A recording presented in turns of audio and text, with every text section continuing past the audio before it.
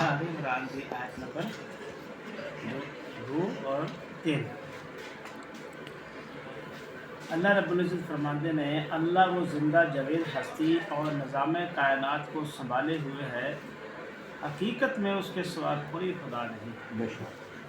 اچھا جی، توحید دے اتنے جس طرح اسی آیت الکرسی کے اندر پڑھیا سورہ بقرہ دی آیت نمبر 255، میں بار بار یاد کرنی اصلی کہنا کہ ساتھیاں نو یہ یاد رہے کہ کس سورت دے اندر آیت الکرسی آئی سی اور آیت دا نمبر کی سی۔ اس واسطے انہوں میمورائز کرنا، بار بار انہوں یاد کرنا اور انہوں اپنے دل و دماغ چ بٹھانا بڑا ضروری ہوتا ہے۔ اس لیے کہ ہی قرآن کلاس کے سارے ممبر ہیں اور اسی سیکھنے واسطے بیٹھے ہیں، تو یہ کوئی پوچھ ہی لینا، کوئی بچہ پوچھ لینا یا تھی دس دیو کسی کو، تو یہ مطلب ہوتا ہے کہ بچہ فوری طور پہ یا سننے والا جن کو دعوت دے رہے جی فوری طور پہ آیت نمبر 255 پہ چلا جائے گا۔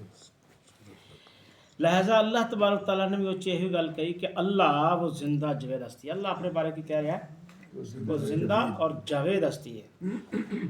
اس دے اتنے اسی بڑی سہرا سب گفتگو کی تھی اس دن اس آیت دے اتنے سورہ جدو اسی سورہ بقرہ دی آیت 255 پڑھتے پہ آیت الکرسی اج اسی تشریف پڑھتے اس دی، یعنی نادان لوگوں نے اپنی جگہ چاہے کتنے ہی خدا اور معبود بنا رکھے ہوں، مگر اصل واقعہ یہ ہے کہ خدائی پوری کی پوری بلا شرکت غیر اس غیر فانی ذات کی ہے۔